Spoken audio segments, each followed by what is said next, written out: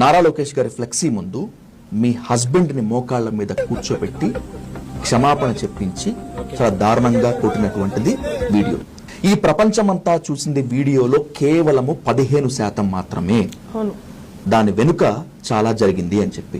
అలా జరిగిందండి. ఏం జరిగింది? సారిగా ఉన్నట్టుండి ఒక 10-15 మంది డోర్లు బద్దలు కొట్టేస్తున్నారు. అలాగా వస్తున్న వ్యక్తులు చుట్టూ నుంచి గోడలు ఎక్కేసి పక్కన వాళ్ళ బిల్డింగ్లు ఎక్కేసేసి ఇక 4 పక్కల నుంచి ఒక్కసారిగా ఇంట్లోకి మొత్తం వచ్చేసారన్న ఒక 50 మంది వరకు వచ్చి ఇంట్లో ఉన్న మనిషిని బట్టలు మొత్తం తీసి అసలు ఉండకూడదు నగ్నంగా తీసుకెళ్ళాలి.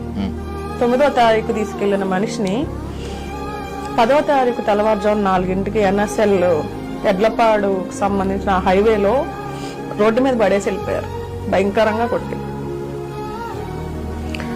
భారతీ మేడం గారు చూశారు, జగనన్న చూశారు.